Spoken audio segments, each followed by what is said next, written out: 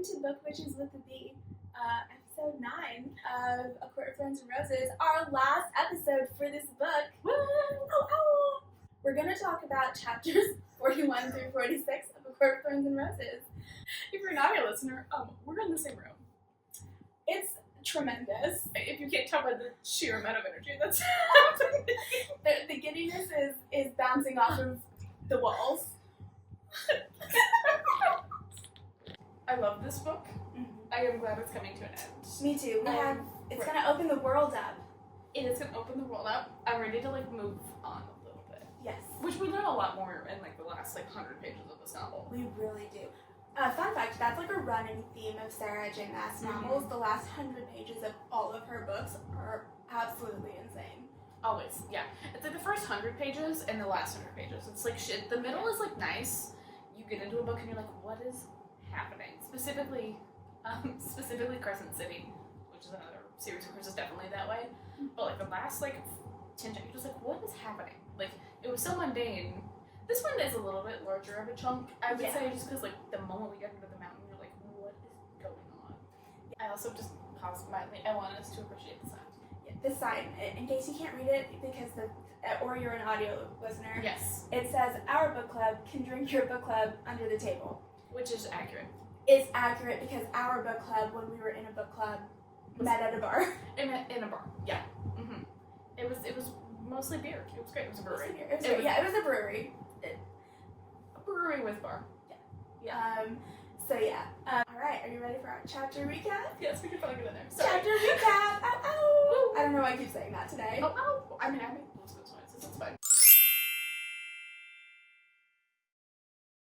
All right, folks, it's time to give you the chapter recap for chapters 41 through 46, the last for A Court of Thorns and Roses. This is going to be our last chapter recap for the first book.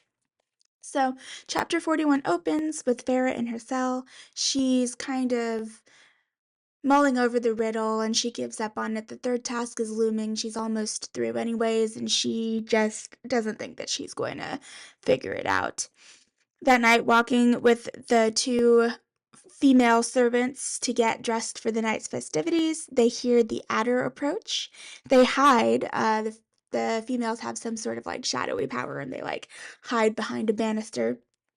And they overhear a conversation between the adder and a representative from this mysterious High King in Highburn. That is the little island off to the side that, if you've heard any of our prior episodes, basically is Ireland in today's world. Apparently the king is not happy at the deal that Amarantha has made with Farah, especially because Amarantha's obsession with Jurian is what cost Highburn the war in the first place. Farah remembers Alice's advice to not trust her senses, so she's okay, well, I'm trying to stay alive, whatever. Back in her cell later on, I guess maybe the next day, Farah is just listless. She's about to break.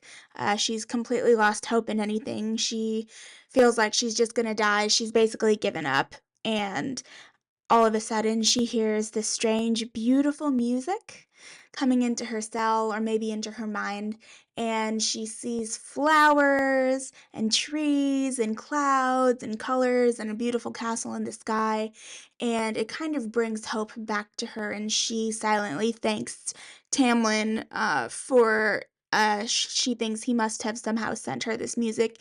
He must have somehow known that she was on the brink of breaking, and he sent that for her. As she's crying, she remembers that she's fighting for Tamlin, and she resolves to finish the third task and try to free everyone.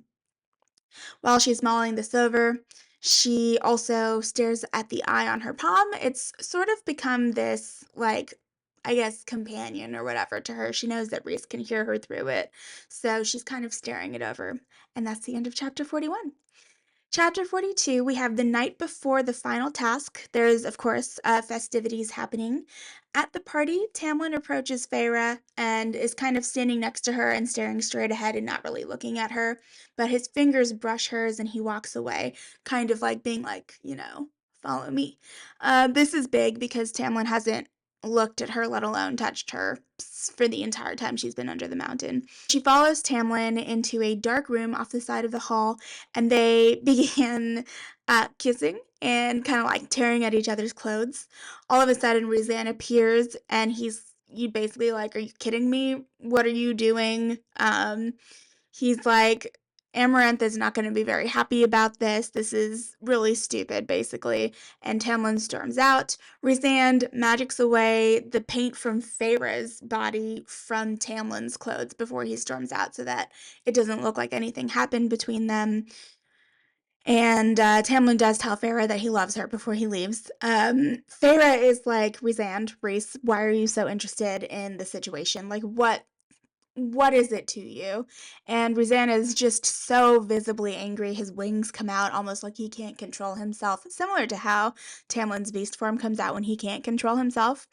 And all of a sudden, he basically forces a kiss on Feyre, and it's described as not gentle. His hands are all over her, and right as this happens, Amarantha and Tamlin burst into the room. Rhysand is now covered in the paint from Feyre's body, and he drags her back to the throne room before sending her to her cell, basically being like, you need your rest before tomorrow. You're not going to drink wine and dance like a fool tonight. Later on, Rhysand appears in Feyre's cell, and she's like, what are you doing here? And he's very I guess, kind of like contemplative at this point, and he says he just wants some peace and quiet. He's clearly very frustrated about things. He's like, Farah, you're the only one I can talk to without risking anything. And he's thinking about everything that's going to happen, and he reminds Farah if she fails the next day, she's going to die, but she's also going to doom everyone under the mountain. Amarantha is going to win and rule Prithian forever. He reminds her that if she succeeds, Tamlin is going to get his power back and he's going to be able to destroy Amarantha. He also admits that he's been using Feyre to fuel Tamlin's anger so that Tamlin is ready to attack and has all of his anger and power and fury to unleash on Amarantha. And he admits he only touches her arms and her waist when she's drunk because he wants to be able to show his innocence to Tamlin. He also tells Farah that Amarantha targeted Rhysand for her lustful interests because she wants to punish him because Rhysand's father is the one that killed Tamlin's father and brothers. And so we finally find out, like, we knew kind of there was this rivalry between them, but this is where we really know Rhysand's is the one whose father killed Tamlin's father and brothers and all of that. Afterwards, Farah is thinking everything over, and she realizes just how much Rhysand has helped her, and she feels a little bit thankful to him. Chapter 43 opens with getting ready for the third and final challenge. Unlike earlier trials where the crowd is really rowdy and cheering and leering, they're very silent and somber. Farah tells Tamlin that she loves him, but he does not react, and she's freaking out a little bit about that. Since Farah has not been able to come up with an answer for the riddle, Amarantha says, okay, it's time for the task to begin. The guards bring in 3 fairies with sacks over their heads. They kneel in front of Farah, and then Farah is told that her final challenge is to stab each of the innocent fairies in the heart. At first, Farah thinks she can't do it. She does change her mind, knowing that if she does so, she will be saving Tamlin and Prithian and the humans across the wall. She feels extremely deplorable, but she knows that if she wants to have any hope of like ridding Prithian of Amarantha's rule, she has to kill these 3 innocent fairies. So as she begins apologizing, she stabs the first fairy. When she gets ready to stab the second fairy, the second fairy is praying, and she kind of prays along with it with them. And then she has this like fleeting thought that she might just stab herself in the heart after it's all said and done. Poor Feyre. Then the guards remove the third fairy's hood, revealing that it is Tamlin kneeling before her. And the Tamlin at Amarantha's side is the Adder, disguised as Tamlin. So Farah is like, I have this terrible choice in front of me. I did this all to save Tamlin. And, but she's like, if I don't stab him, then I'm dooming everyone and us. but if I do stab him, then what am I even doing here? And she's trying desperately to think of a way out of it, and she remembers Alice's words to tell her to listen to everything that is said around her. So she's trying to think about everything that she's heard, all of the conversations she's overheard, either on purpose or by mistake. She recalls the adder in the garden. She recalls conversations that she was allowed to overhear between Lucian and Tamlin at the manor. She recalls all of these things, and she realizes, she picks up on one detail, and that is that the phrase heart of stone has been used on multiple occasions to describe Tamlin, which is a very peculiar phrase. So she's thinking about it, and she's like, well, if his heart is truly stone, then this dagger is not going to kill him. It's not going to be able to pierce through the stone. She takes a chance, and she plunges the knife into Tamlin's chest. Chapter 44 opens. Farah has just stabbed Tamlin in the chest. He cries out. Blood gushes, but then the dagger breaks on something hard. And so I guess Tamlin does indeed have a heart of stone. She remembers, oh yeah, she also remembered that she couldn't feel his heart beating when they held each other after they made love like several chapters ago. So she was like pretty sure that his heart was stone. And she was right. His heart is stone. Rhysand is smiling. Everyone is looking on. Amarantha's face is white with anger, and she kind of backpedals. She said, well, she says, well, I said that I would free everyone immediately if you solved the riddle. I never said when I would free everyone. If you completed my 3 tasks, I'm not gonna free anyone right now. And kind of chaos kind of erupts. The fairies who have been held captive under the mountain are fed up with this, and they're kind of like, she defeated all the tasks, let us go. Amarantha decides to attack Farah with her magic because she's evil and very, very frustrated that this insignificant human, defeated all of her tasks. So Farah's just going through just incredible pain. She's being slammed onto the floor. Her bones are breaking. Amarantha is taunting her, saying, I'll stop if you tell me that you don't love Tamlin. And Farah refuses, even in the midst of her entire body breaking. Rhysand lunges for Amarantha with an ashwood dagger, but is repelled by magic. Everything is in chaos, and as this is all happening, her mind kind of clears, and Farah realizes that the answer to the riddle, which is the only way to save everyone now, the answer is love. And she says it despite everything breaking in her body. She croaks out, the answer to your riddle is love, and then her spine breaks. Whew. Chapter 45 opens. Farah has just basically died, but she sees herself. She realizes that she's witnessing what's going on, and she's seeing through someone else's eyes. She sees her body stretched out and broken on the ground. She sees Lucian remove his mask with tears in his eyes. She sees Tamlin snarling at Amarantha and blasting her with golden light and pouncing on her in his beast form.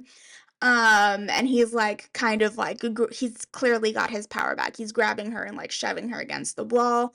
So Farah did not die in vain, or did not, whatever she is right now. She said love, and everyone got their powers back, and the curse was immediately broken.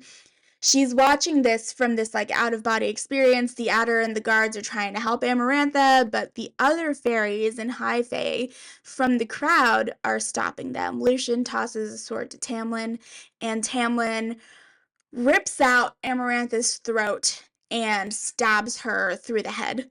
So very violent, vicious, and deserving end for Amarantha.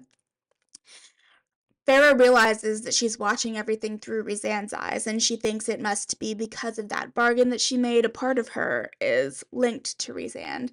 Tamlin turns back into his high fae form, and he's holding Farah and sobbing. Out of all of this chaos, Amaranth is finally dead. Lucian's father, the High Lord of the Autumn Court, approaches, and he drops. It's described as a glittering spark onto Farah's chest, and then next, one by one, the High Lords of each court. So the High Lord of the Summer Court, the Winter Court, Dawn and Day, And then the Night Court, Rhysand, also approaches and drops a glittering spark onto Farrah's chest. Rhysand notes that this is a gift that few others have ever received from the High Lords. He tells... And then Tamlin finally, tells Farrah how much he loves her, and he puts his hand on her chest, in theory, dropping a glittering spark onto her as well. And that's how we end chapter 45. And finally, our final chapter in ACOTAR. Woo! Chapter 46 opens. Farrah feels like she's swimming for the surface. She gasps for air, and she realizes she's not dead. Her skin is glowing. Her senses are very aware. She has become High Fae. Tamlin says that this was the only way to save her. Amarantha is dead, and those that she held under her curse are free. And Tamlin is not wearing his mask anymore. Farrah puts her hand on Tamlin's chest, and she feels a heartbeat. And she's kind of looking at this male, this High Fae Lord, who she's loved for weeks now. Well, I guess it's been months now. And she's finally able to see his face, and it is a beautiful moment. Later on, Farrah is sitting on a bed as Tamlin is healing her remaining injuries. She thinks about everything that's happened. Tamlin runs his finger over Farrah's tattoo, vowing to find a way out of the deal that she made with Rhysand. And then they kiss, and then they make love right on the bed there. Later on, a force pulls Farrah out from her sleep. She describes it as a pulling, like a string pulling from her gut. And so she follows the string, the invisible magical string, down a hall into a balcony and finds Rhysand in what is presumably his room. Or I think it is his room. I think we discovered that in the last episode. She's like, "What did you want?" And he's like, "I just wanted to say bye. I'm leaving." He says that he wants, before he can leave, Farrah's like, "Why? Why did you help me? Why did you lunge for Amarantha? Why did you give me a drop of your power so that I could become High Fae and live?" And Rhysand says that he wants to be remembered for fighting against Amarantha. He also didn't want Farrah to fight or die alone. Which, if you'll recall, is similar to what Farrah says when Tamlin asks her why she's that with that fairy whose wings had been ripped off way earlier in the book. Rhysand asks Farrah how she's feeling, how it feels to be High Fae. She responds that her body and everything is really different, but she still has a human heart. And Rhysand is basically like, that's a good thing. And he's about to leave when all of a sudden he gets this crazy shocked look on his face and then blinks out of existence before Farrah has a chance to process or ask him what happened. Several High Fae are destroying Amarantha's mountain under the court. Tamlin and Farrah leave, and they travel towards the manor. And Alice and her boys are now safe at the spring court. The manor is teeming with life again. Lucian calls them to dinner. Farrah is thinking, she needs to cope with what she's done for their freedom. She's killed innocent people for their freedom. But she has years and years ahead of her now to cope with all of that. And her and Tamlin go home, and it ends on a very sweet note, kind of riding off into the sunset. And that is the end of A Court of Thorns and Roses by Sarah J. Maas.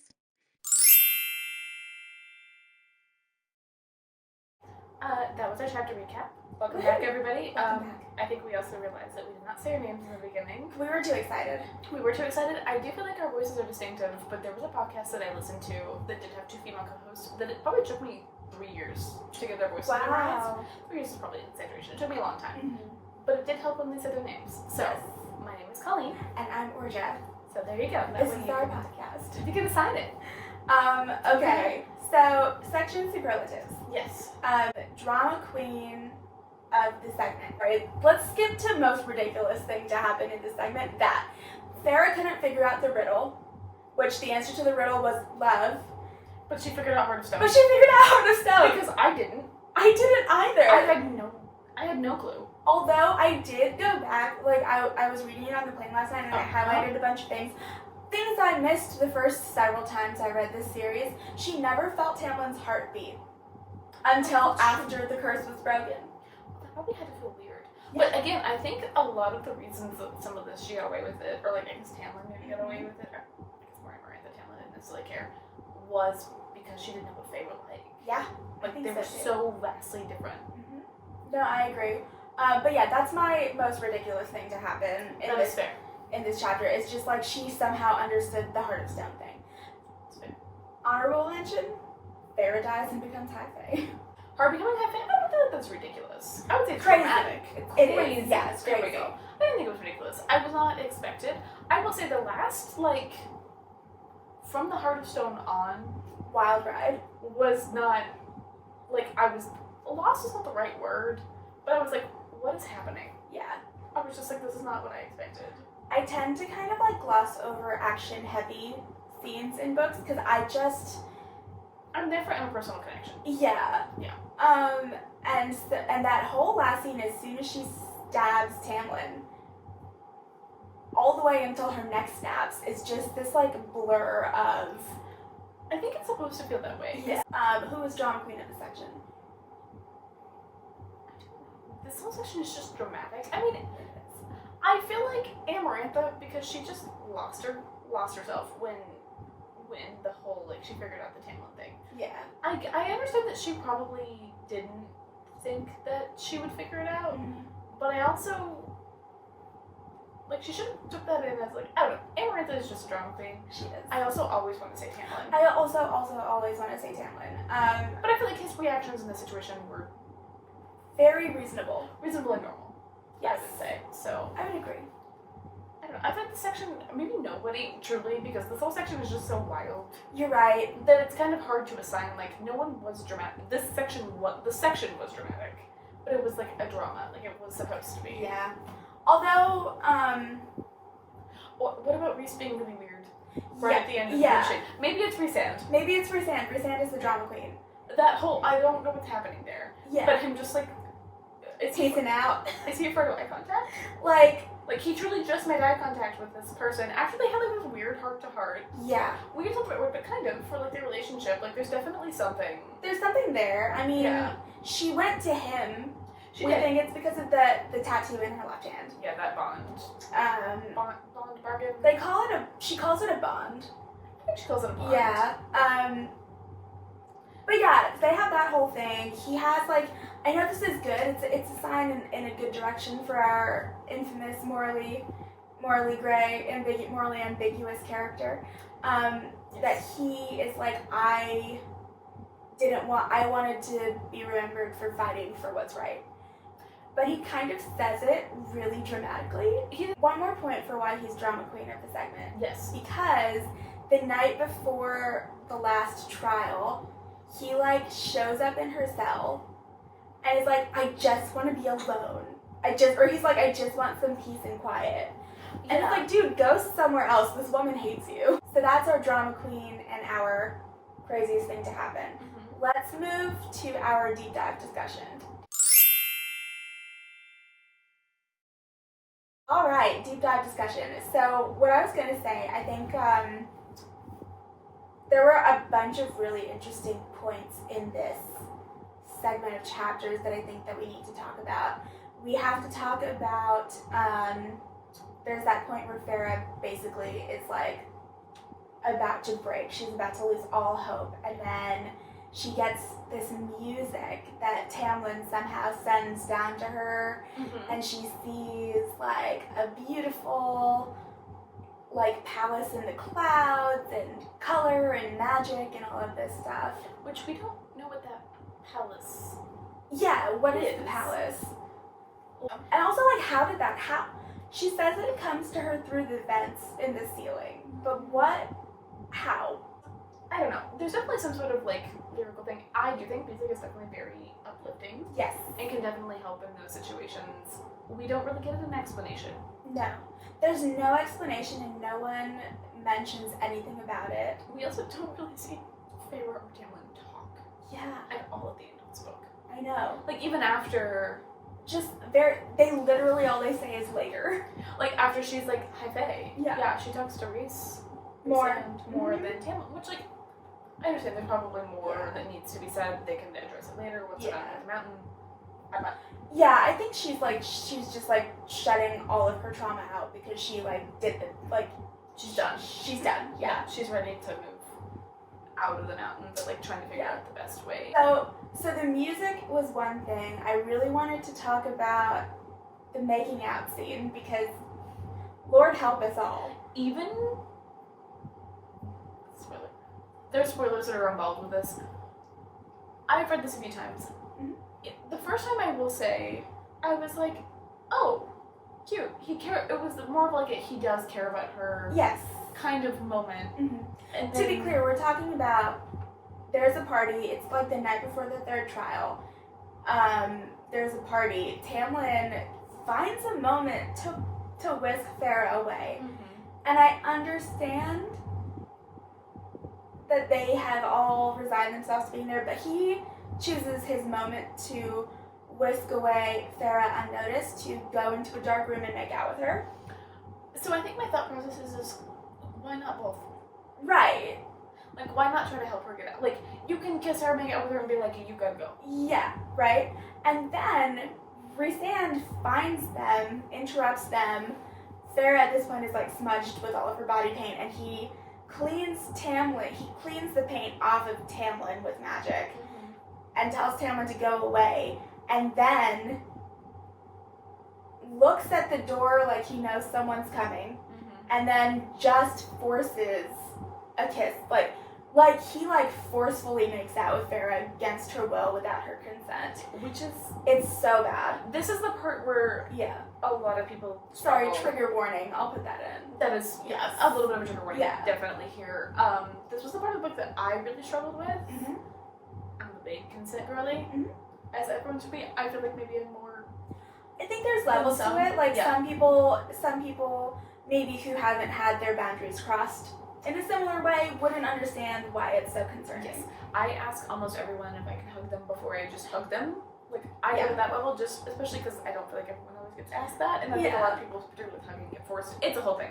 So, like, lack of consent for me is so, like, in my brain, it's like almost inexcusable. Yes. We also don't really know why. Yeah, which, like, they sort of explain it, where it's like, he clearly realized Amaranth is coming because he can read minds. And he cleaned the paint off of Tamlin, but not off of Farah. Yeah. And they were already, she already knew she was missing, so cleaning up Farah's body paint wouldn't have really saved her. So instead, he made it look like he was the one, I agree. I feel like he could have faked it without that. Yes, I feel like he could have, like, still had her pinned against the wall, like, had his face in her neck. Yes. There was other things that I think he could have done. I am aware he was panicking and was trying to just reel and, like, figure it out. That's the part, like, I will say, I do forget some of these elements later on in the book. I do love Rhysand. I don't like that action. No. And I do think it is pretty inexcusable. I also think he doesn't like that action. I do, yeah, and I think it's important because they don't talk a lot about it in this book, and at this point, no spoilers, Rhysand is a main character in the series. He's too important in this book to just never hear from him again. Well, there's a whole bond. They have to see each other. Yeah, so, like, they obviously develop him over the series, and, like, they don't talk a whole lot about it, but they do hint a lot more in this section of chapters how whatever he's doing with Amarantha, however he turned into Amarantha's plaything, whatever it is, it's against his will. It is, and I do think that could be part of it if he's constantly under that duress. It may be, like, I think if your consent is taken away from me that much, I think it's a lot harder. Sometimes it does not excuse it. It doesn't excuse it, but I can see how he might. So yeah, exactly. He might not have realized how intrusive he was being because his concern in the moment overshadowed his thought processes. Yes, I think Yes. I will say, It's not great. in the grand scheme of Feyre's drama, this really isn't even one that she thinks about. No, it's not. Which is not... Also not great, but... It's not great, but I also think sometimes we also need to take into account the victim's perception of the situation as well. Yeah. And where that comes in. I worked in domestic violence and sexual violence for quite a while. So that's also part of like that process is like understanding that person's perception. She definitely did not want to make out with him. She didn't. It definitely was not something that she wanted to do. It was definitely assault. Yes. She was not very affected by it. But she was not. I think she was more like startled. Still doesn't not make it assault. I agree. Yeah. So, Rhysand, not your shining moment. This is a little bit where that, like, I would say morally gray part might come in for him a little bit in this, like, one... It's not the one section. He definitely killed people. But, like... We've talked about this. That's excusable if you have a good world. reason for it.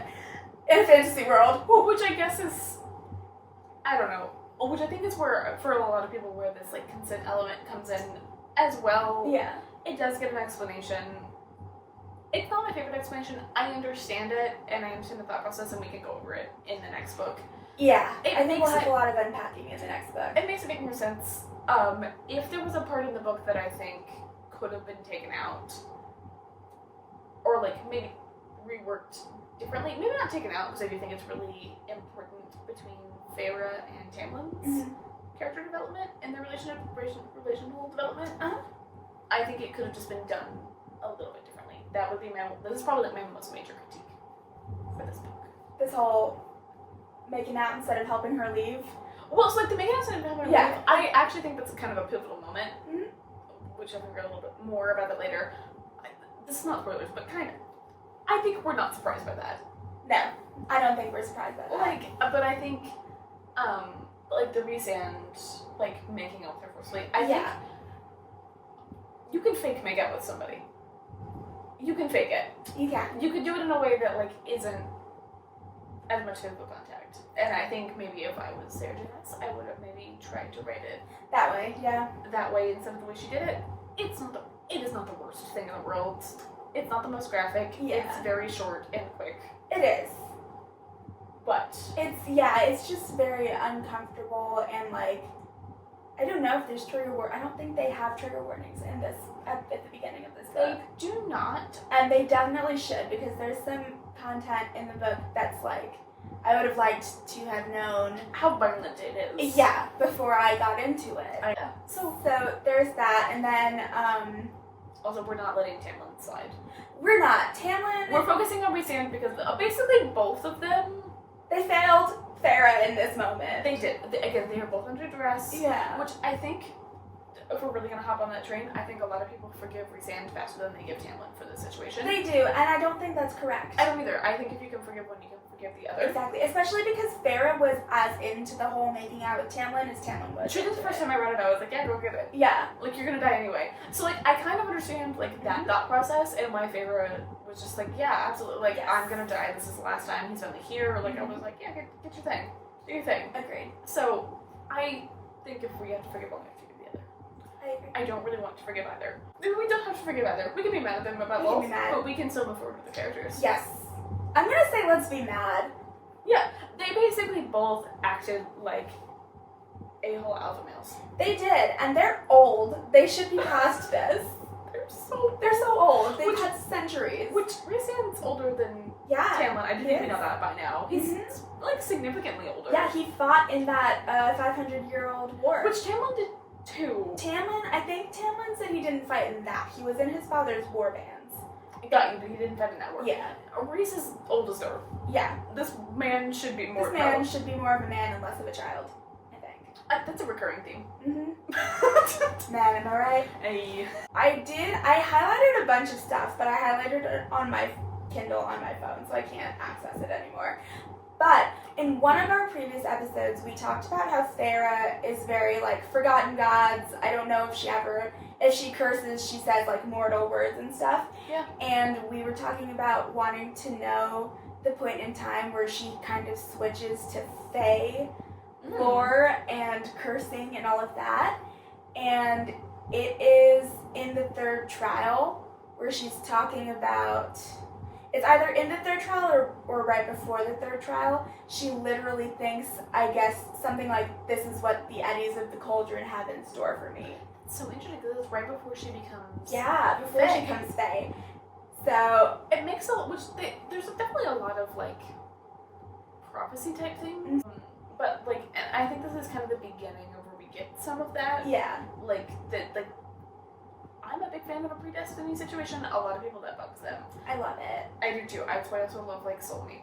Yeah, like that favorite. That concept to me is really interesting. A lot of people don't like that. They don't like the lack of choice. I like a destiny. I like I love a good, especially in a fantasy novel. Like, this is who you were always meant to be and you cannot run it kind of thing. No, it's just so poetic. I love it. And I mean, it's been around since like the classics. Well, it's such a good literary device as a way to drag a plot. Oh. Yes, so that was interesting to me. And then, let's see, I don't think we really need to dig too much into the whole killing 3 people to save all of Prithian. No, I mean, it's just sad. It's sad. It's sad for Feyre. And it's sad for those. I think the reactions of each of them was really interesting, and how it affected Feyre to me was interesting. Like, we don't have to get super into it, but like the person, like there was the one that was stopping, there was the one that like kind of was like, just kill me, it's for everyone. Weirdly, and I think for me it would have been different. The one that was resigned affected Feyre, and maybe it's because it was her second one. Yeah. But that seemed to affect Feyre more. Yeah. I don't think that would have affected me as. No. The first one would have affected me. I think I don't know if I could have gone through the first one. I don't know. I don't know. We're not in that situation. I understand. I think for me, and that's the thing, I've also never been in like love, so I can't, like really go off of this. To me, the love of a man is not enough to kill 2 people. And that seemed to be like, she was also saving like all of Prithian. She was saving all of Prithian. But that was not her motivation. She could give less than 2 shakes or whatever. She about the rest of Prithian. At it, she realized that she had to do it for all of Prithian, I think, which gave her a little bit of strength for it. Did she talk about it? She does. She's like, can I kill these people for me and Tamlin? No. Can I kill them for Prithian? Okay. Yes. I think to me the motivation, but I did forget that she even said it. Like, I remember when I read it just being like, that's not enough. Like, it's not enough for someone who very clearly is so conflicted about it. Yes. Like, that's my thought. Like, if you were somebody that was just, like, so, like, interestingly, because Rhys has killed, I don't think Rhys would have hesitated for that. No, he wouldn't have. There is a point where he, like, when she's hesitating for the first kill, he, like, tightens her hand on the dagger and he's like, do it. Yeah, and I also don't really think Tamlin would think twice about it. Interestingly, I think Lucian would. I agree. I think Lucian would need a minute. He's also, I think, experienced death in a way. Yeah. That is like different. It's different. So I think his like trauma is going to relate more directly to this. Yeah, I think so as well. But this is just more back to why I love Lucian. Lucian's great. I think Lucian might be the best man of these books. If you're an audio listener. We've just been holding a mic and a hairbrush in our hands. We weren't going to address it. Oh, I'll cut this part out. It's fine. We could probably address it at this point. I feel like not addressing it for a while. Yeah. And then addressing it this far in. I think that would be great. Also, moving yes, back on track. So, the killing someone for someone you love. She does say that when she's like trying to talk herself into doing it, she's like, first she's like, maybe I'll just kill myself after this, which poor Feyre. But fair. I honestly was like, because like I know she knows like what's going to happen to her if she doesn't. Yeah. I think I would just stab myself. Yeah. Instead. Yeah. But then the reason that she doesn't do that is because she's like, for all of the other trials and the parties and everything, everyone's been like leering and rowdy and all of this stuff. She walks into this hall and it's silent, which is. I forgot about that. It's such a shift, like including like all of the audible court and all of these people that have actively like hated her, which is kind of interesting, which makes it, which like we knew it was all facade. Yeah, that's not. Yeah, but like it shows how much it was. Right, how much they were faking it just for like survival. Which I also think it shows. I think that's a little bit why Amarantha became so unhinged. Is I think it really highlighted, like, I think she knew they hated her. I think she tricked herself into thinking that she was beloved. Yeah. I think so too. Especially with, like, people like Baron honestly may have liked her. I think he liked her. I don't think he liked the power she had over him. Yes. I think he liked her as a person. We hate Baron. Yeah. We don't know him yet, but we hate him. I don't know his name yet. He's just he's the High Lord of the Autumn Court. That's fair. It's a name. Yeah. We don't like him. We already know what he did. Yeah, he sucks. He sucks. Bad. Once. Yeah. We don't like him. We don't like him. I forgot about that part. So yeah, they're like all silent and everyone is just like watching her, and they do a sign of respect. They like hold their fingers to their lips and hold it. It's like very Hunger Games. Oh, it's again. Hunger Games. Yeah, full circle. It starts as Hunger Games and it ends as Hunger Games. It does, yeah.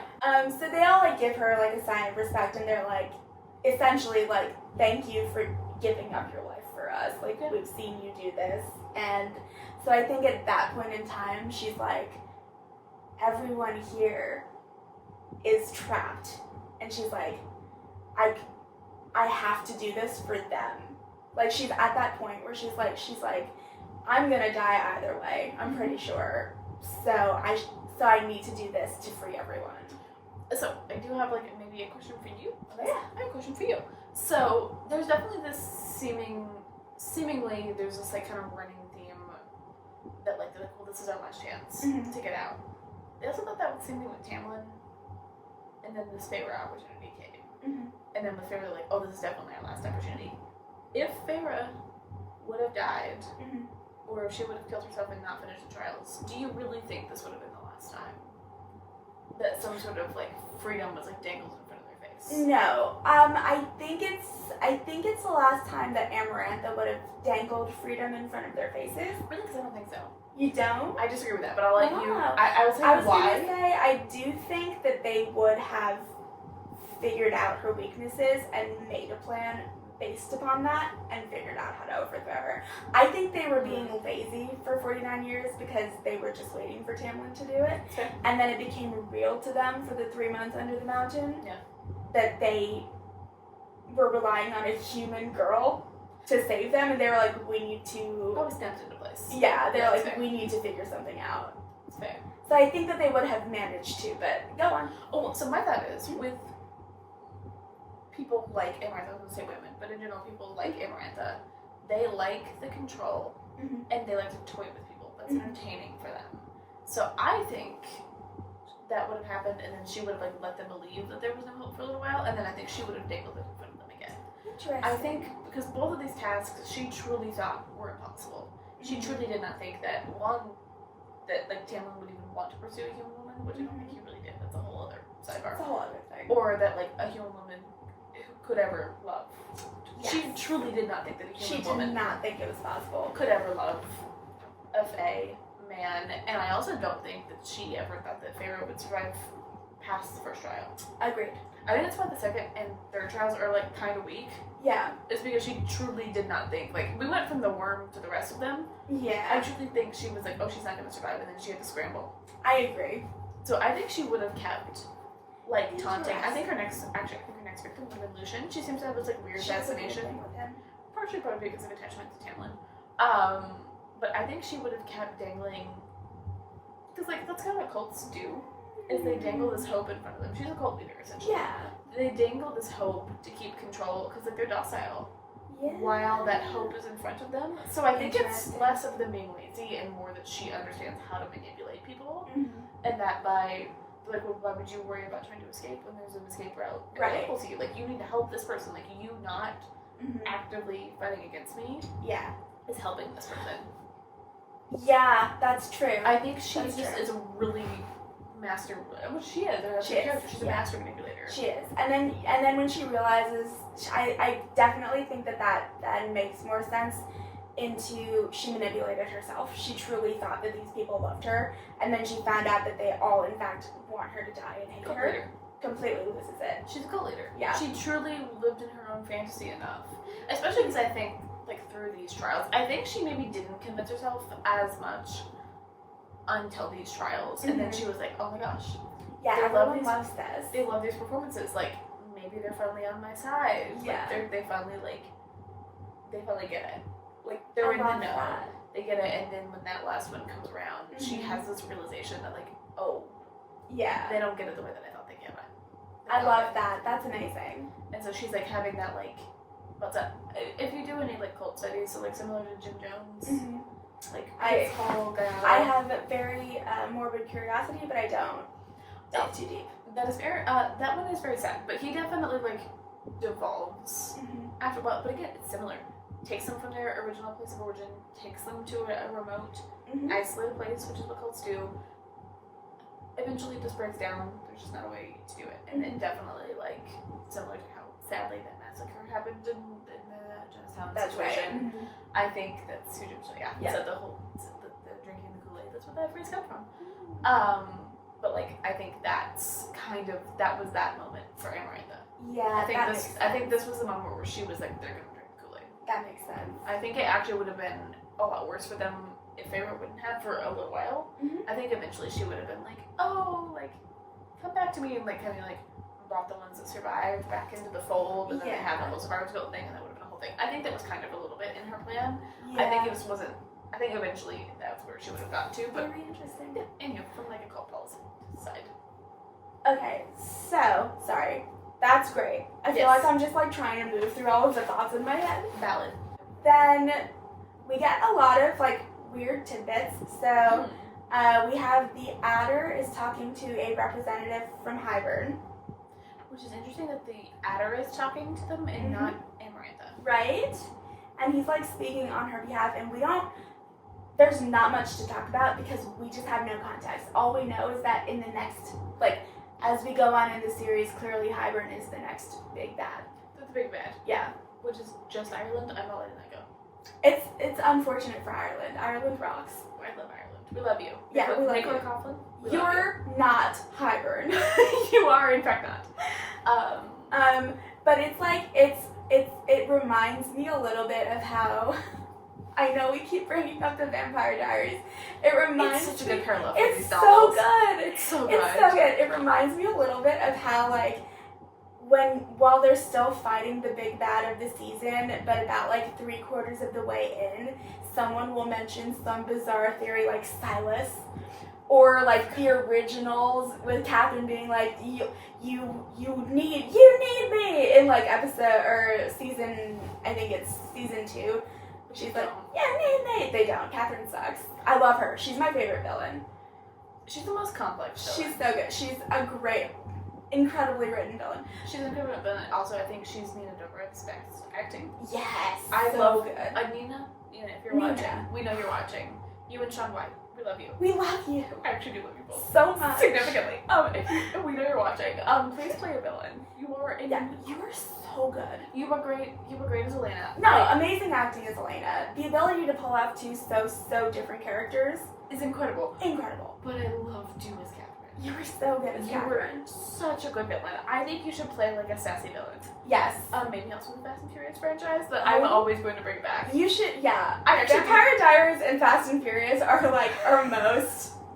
I guess Pride and Prejudice is another one. Is another one. But truly, I do think, I truly, and I mean this with my whole heart, I think you would make a great Fast and Furious villain. You would be so much better than Charlize Theron. I'm sorry. But it's true. I think you would fit the mold better. Yeah. And I think the way that you would play it would be really interesting. This is the highest praise I can give you. I want you to know that. It truly so genuinely is. We're so silly. Anyhow, Nina, we so love you. Love you so much, Nina. Sean, love you too. Love you both. Love you both. Your TikToks are phenomenal. Yes. Oh my god. They truly are. I love them so much. So it's like in the Vampire Diaries where they're very much focusing on the big bad, but then you'll have some unhinged, that's not true theory, and then it'll slowly come to the forefront. That was like Hybern slowly came to the forefront, and then in the next season, dun dun dun, it's real. They're the big bad. I think that's what this is. This is the build-up for the next season. I agree. It's like when Bonnie and Damon get sucked into that like other world. Yeah. Like that whole weird side plot. That really makes no sense. Yeah. I mean, it does. I love that side plot. But it's actually that like whole like the domestic section is one of my favorites. Yeah. But like in terms of like by that point in the show, you're like, what is happening? Yeah, truly. So that was an interesting little tidbit. Yeah, there's definitely a lot of like, I don't know how to explain it. This book is both so much build up and almost a standalone all at the same time. At the same time, yeah. Like you could read this. You could not read any of the books after this. I truly highly recommend that you do read them. Please do. Please It's continue. Also, just sidebar, if you were somebody who like struggled through this first book a little bit, I promise you, keep reading. Yes, push through. The payoff is unbelievably worth it. I agree.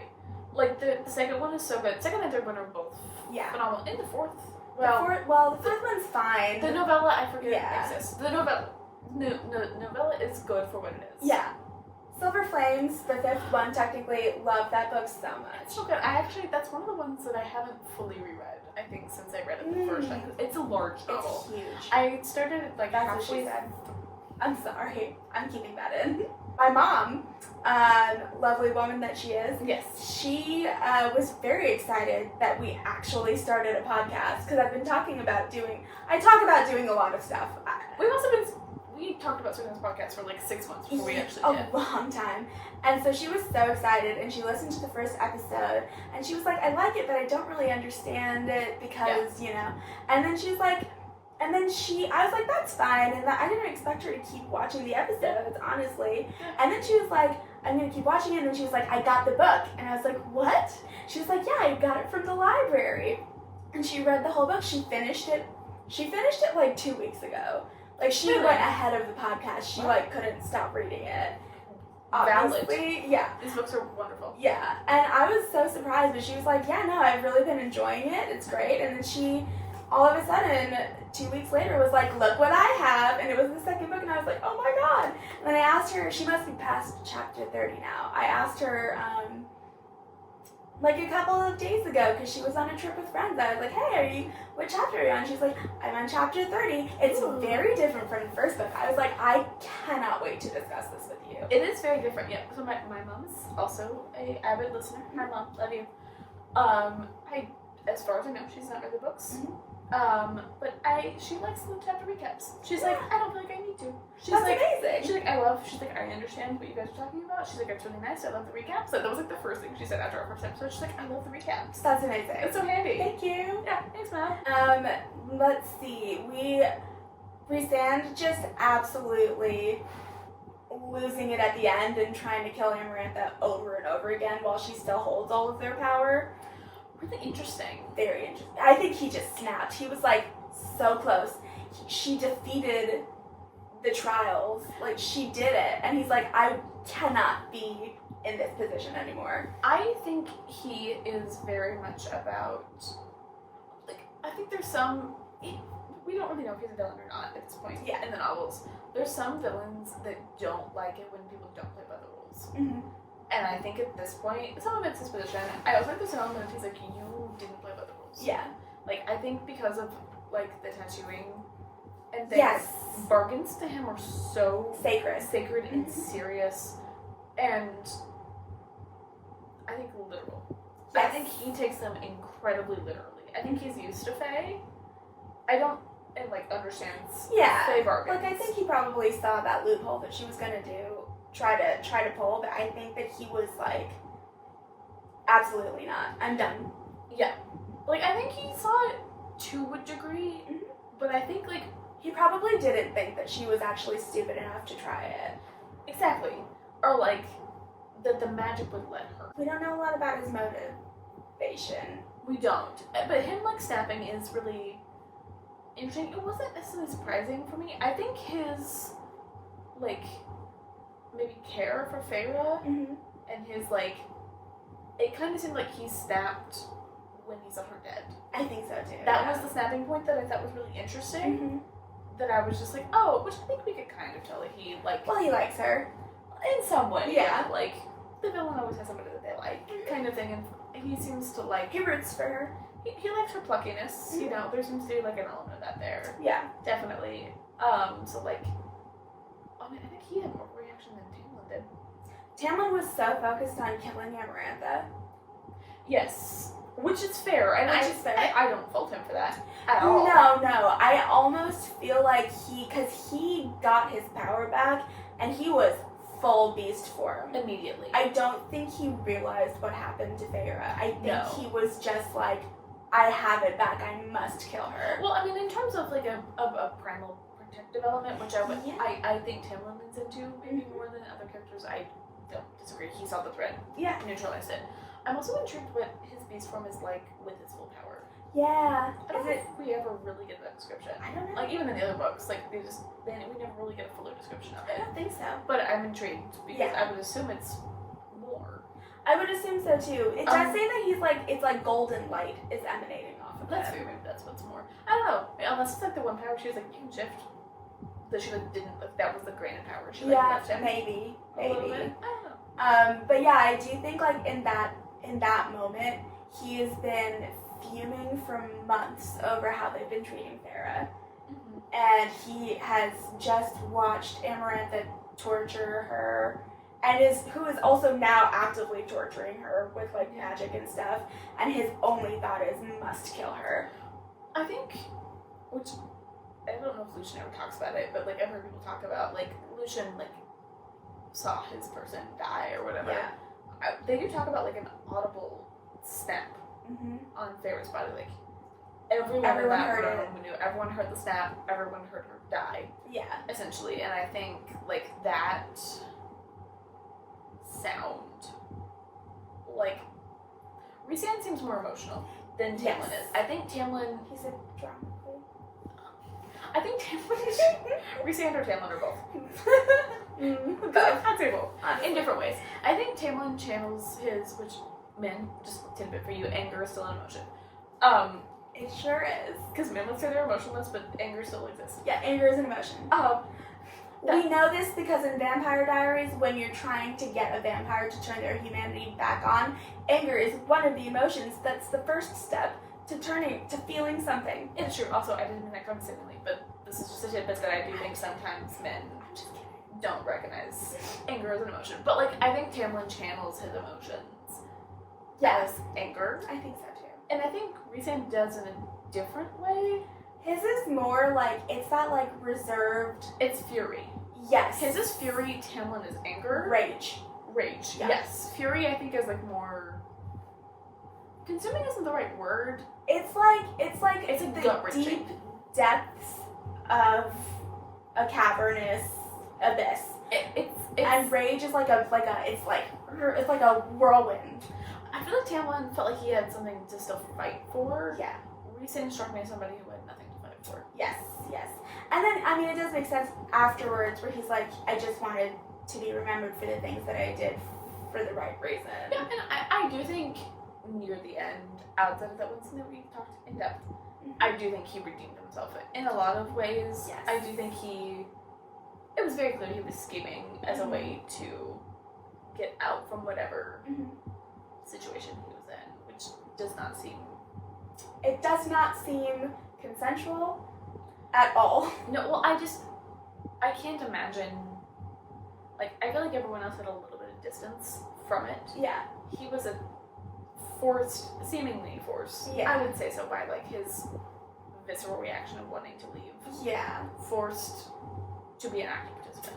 Yes. Yeah. He was like her plaything and her like minion who tortured and killed people for her, Yeah. essentially. Yeah, which is hard Yeah.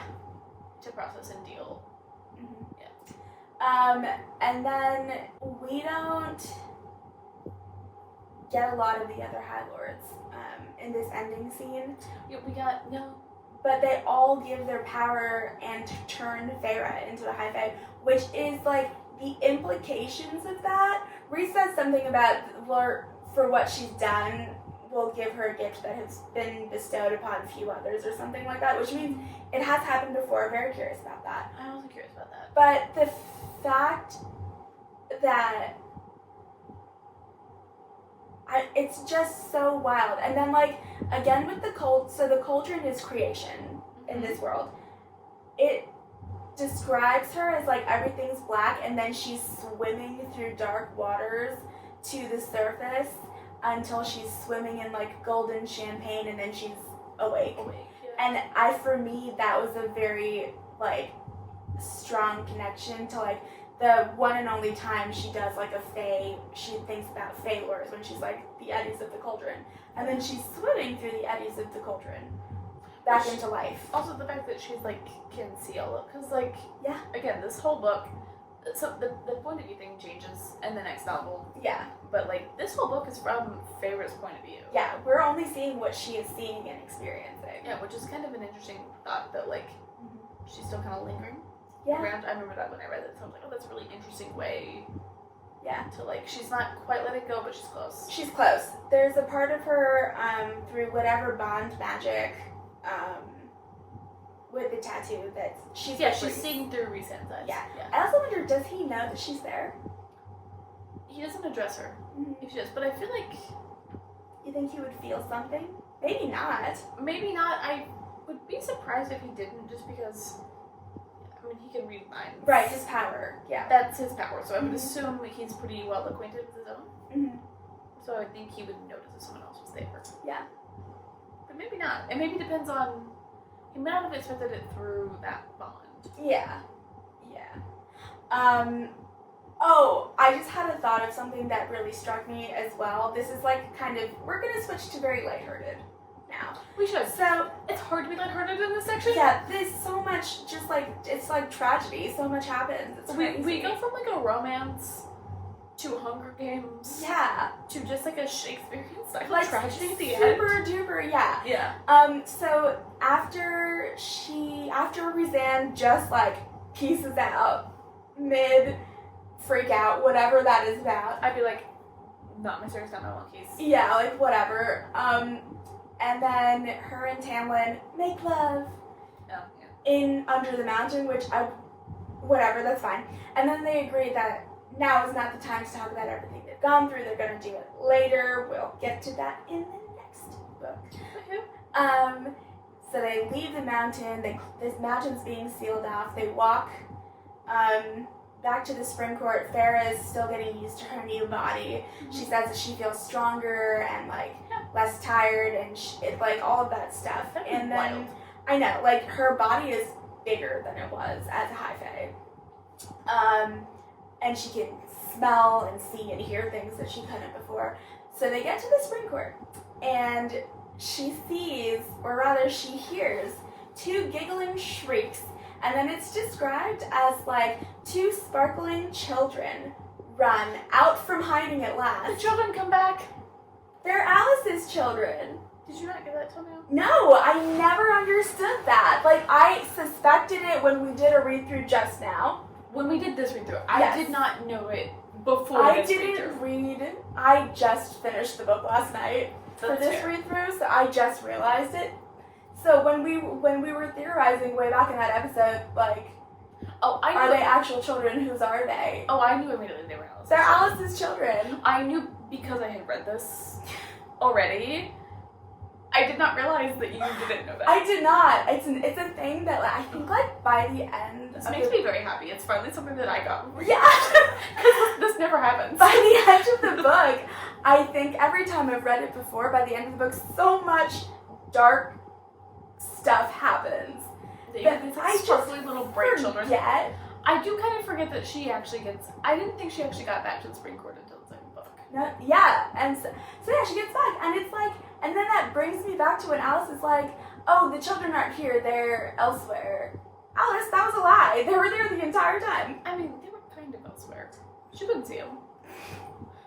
To Feyre, they were elsewhere. Don't trust your senses, Farah. Everything you see and hear and think is a lie. Well, yeah, Alice. I also kind of love that, like, for some weird reason, Tamlin's magic just didn't work on children. I know, yeah. The children were too, I like to think it's because they're too whimsical. Well, Magic can't hold them. there also seems to be this weird thing with siblings and this weird ability to just to kind of phase in and out of things. Yeah. I don't know if they're supposed to be twins or not. We don't really know. I assumed, I don't know. But, I mean, it kind of seems like twins in this world seem to have, like, special powers. Yeah. Because, like, the Caradwin Yeah, siblings, yeah. I don't know if They I just can- phase. Yeah. Phase in and out. But yeah, so yeah, congratulations. Thank you for once in my life. I truly, Are you very proud of yourself? I'm so happy because I read this book. this one in particular, probably 4 or 5 times. Yes. But when you like specifically brought up the children, I'm gonna be honest, I assumed you brought that up No. because you knew they were Alice's children. Completely And that forgot. meant, I thought you thought it was like a foreshadowing to later. And so that's why, like, when you brought it up, I was like, oh my gosh, and I wanted to talk about it so badly then. I wonder if I did, and I just forgot that I knew. Wait, So much has happened since then. It's in my life. It's been a long time. It's been a bit of time. We've been doing this for so long. I love I that for know. us. I know. But yeah, I mean, I guess what, 10 weeks at least? 10 weeks, yeah. I mean, we also recorded a couple of weeks, like almost In advance. like 3 weeks in advance. Yeah. So. No, I'll just say as of last night when I was finishing the book and I read the shimmering children, I was like, oh my god, these were Alice's children. It makes me happy that she wasn't separated from them.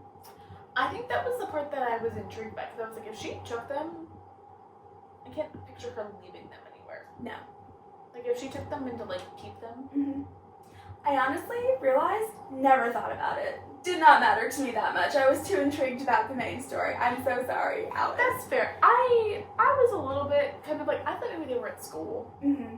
or something, but like, Yeah. we also just didn't get, which was the point of it, we got no context. Yes. And really anything outside of the manor. We don't even know how the spring court works. Yeah, we know nothing. We know literally nothing. Literally nothing. I think that brings our deep dive discussion to an end. It does. That is the end of our deep dive discussion for A Court of Thorns and Roses. Yay! What? Alright, I'm gonna bring back Beauty and the Beast comparisons because I have one thing. Ooh, interesting. Okay. So, Beauty and the Beast comparison. Yes. The end after she comes back from High Fae. Okay. Or she comes back as High Fae. As Hefe. And she hasn't seen Tamlin yet, but she Ooh. slowly turns around and she sees his mask on the floor. And then she looks up at him and she sees his whole face. I forgot about that. We can see their faces. Yeah, you can see their faces. And running theme in this, Sarah paints like a prophet. The She things does. that she paints end up being true. Yeah. Yes, thank you. There's a lot of prophecy in this. There's a lot. And so the way that she had imagined Tamlin's face is exactly what he looks like. He is the man of her dreams, essentially. Pretty incredible. Pretty incredible. But it's that moment where she's like looking at him and like touching his face without the mask that feels very similar to Belle seeing the Beast in, is his name Adam? It is Adam, his little redheaded self. It's unfortunate. So we get that happy Beauty and the Beast comparison moment, and then... Also, I know they're not Fae, but part of my brain thinks that their faces, they are Fae, sorry, that they should have molded to the mask if it's been 50 years. Their face shape should be the Fae. Should be. Should be. Poor Lucian and his fox mask. Honestly, a fox face is kind of cute. That's true. Honestly, Tamlin's is probably so much worse. That's true. Because, like, his nose is going to be all, like, weirdly lined and, Yeah. like, flat. I thought the little fox thing could be kind of cute. That would be Honestly, I feel bad for the people with the horse masks. Yeah, that and the bug masks. in the Tragedy. garden. Oh They're my just god. weirdly puffy. Yeah. Like, eventually, like, they're, in theory, they would eventually grow into it, but again, it's magic, it's fine. Yeah. They would essentially put them in, like, a stasis, like Beauty and the Beast. Yes. They're in a stasis. They're in a stasis. But, like, Tragic. Yep. tragic. Tragic. Yeah.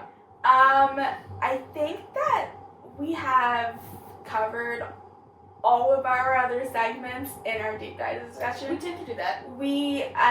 Tam Tam is Dum Dum. Dude, All of it. trying to help her escape. I understand, but like, and then like, just like, It's one of the biggest Tam Tam Dum Dums It that we've is. had in this book. it is. I do want to say, if he has had a heart of stone this entire time, Makes so much more sense. it makes so much more sense. It makes a weird, like, trying to, like, mimic emotions. Yes. But really not. It makes it so, it like sheds light upon that whole situation. It gives it context. It does. There is Dum Dum, she's not Dum Dum. In this entire segment, she is just brilliant. She's done well. incredible. She has courage and strength. She's adapted to being in the Fae realm. Yeah, So remarkably well. Growing up with Nesta will do that to you. Yeah. But that woman is Fae. I don't care what you say. Yeah, she was born Fae, but in human form. Born Fae with rounded ears. Yeah. Mm-hmm. Yeah. Farrah's not dumb. Farrah's intelligent. She is. Do you have any last thoughts about this book as a whole? We finished it. Goodness. We finished the book, we y'all. Finished the book. It feels so momentous. It does. Right? It feels exciting. It does. I'm always happy and sad when I finish. Me too. Because I'm sad, but that's why I like doing series because there's more. Yes. But I am happy that I completed something. Yeah, I love this book. I'll say it over and over again. It's my least favorite of the series, but of all of the books in the world, it's one of my favorites. I agree. Just because it's the weakest of the series doesn't mean it's a weak book. Yeah, it's such a well-written book. There's so much. Mm-hmm. You can see it's really hard, especially with how much this genre blew up with the popularity of Avatar. Book, yeah. You know, I've read some books out there that have a lot of redeeming qualities, but the plot and the world building and the character arcs severely lacking. Yes. It's like I haven't read another book series that's quite mastered the art. I have by Sarah J. Maas. Yes. Other authors haven't quite mastered the art of literally epic romance, epic world building, epic mythology. The characters have such growth. It is a piece of literature. She is, I think, maybe the best at writing character growth. Yeah.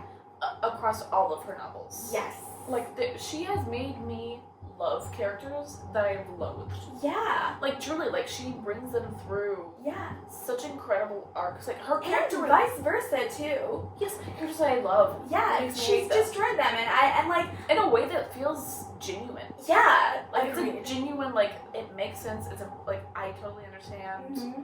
why I feel both ways about these characters. I am such a plot of the book can be kind of meh for me, and world building can be kind of meh if characters are interesting. This book has all of it. Yes. But for me, I think a lot of this plot in this book is carried by how good and grounded the characters are. I would agree. Which is why I love it so much. I think so too. And that is not a diss to any other authors out there. Writing books is hard. It's also just personal preference. It's also, yeah. I know some people that are way more into world building. Yeah. I'm huge into world building, I will say. See, I am less into that. I could care less. I've read Lord of the Rings. I love Lord of the Rings so much. Yeah. I need less description about the forest. Yeah. I know what trees look like. Honestly, Lord of the Rings takes it a little too far for me. I know what trees look like. Same thing with Lord of the Flies. If any of you had to read that, if I had to read any more about that stupid pink rock, I know it was probably symbolic. I could care less. It was, but it wasn't. It was a lot. It flew over my head. At the time I read it in high school, I will not read it again. Mm-hmm. I just don't want to. But I don't know. Landscape description to me. Landscape description, no. World building in terms of the mythology of a world and the cultures that you get introduced to. I like the cultural stuff. Love it. And she does that so well. She does very well, and she also keeps her rules pretty consistent. Yes. Which is hard to do. It is. She's a great author. We all know this. Yes. No surprise. The switch my color shade. the books that I think we talked a little bit about this, where it was what other books are kind of like this book. I think we did that in the first episode. Yeah. And I just recently realized the only other this book opened up my imagination. Yeah. Into what could be. The only other book series that has been written, or the only other book series that I've read for the first time as an adult, that has done that for me is the All Souls trilogy, the Discovery of Witches. I have not read that one. I joined book club after that. Yeah. It is, I highly recommend. The world building and the characters in that book series are chef's kiss. I don't know what it was, but I highly recommend it. Discovery of Witches has been yeah, on my list for a while. I think it was one of those where I was it's just been on there so long, I don't know if I was ever going to tackle it. There's also a TV series that they've now put it all on Netflix. Oh, I guess I didn't connect this with the same. Yeah. Okay. And same title. But I will say, the TV series is incredible. They reduce the main character Diana to like a plot device in the TV series, which is unfortunate. Got you. But the guy who plays Matthew, whose real name is Matthew, by the way, it's Matthew Good. It's like it's like the character was written in order for him to play him in a TV series. Like, he is such an incredible Matthew. It's so good. Ooh, like I said, I have heard Yeah. that book. I've heard it's wonderful. It's so good. Highly recommend. But, like, that's the only other one that, like, I read that and I was like, oh my god. My entire world changed. And this definitely changed my entire world. That is fair. I have a different one that was that way for me. It's incredibly popular, and I do think we have talked about covering this book, and I think we will soon. For me, that was Fourth Wing. Yes, that was so good. Fourth Wing, I also just love dragons. Yeah. I will be getting a dragon tattoo. I'm getting it on my thigh. I cannot wait. Haven't I told you about this? I think you might have. I'm planning on getting, like, essentially a thigh sleeve Yep. of a dragon. I love dragons so much. And Fourth Wing just really... I love it when dragons can talk. Yes. They talk in this. That is not a spoiler. I mean, I guess it is, but, like... Anyways, guys, this has been A Court of Thorns and Roses by Sarah J. Maas and Book Witches with a B. Yes. Thanks for tuning in with us, y'all. Woo! Hi, me again. I am here to let you all know where to find us. You can find us on Instagram at BookWitchesPod. You can find us on Spotify at Book Witches with a B. You can find us on YouTube at Book Witches with a B, and you can find us on TikTok at Book Witches Pod. All of this information is also going to be listed below our episode, and it's going to be listed in the ending credits if you're watching along with us in the videos. Catch you guys soon!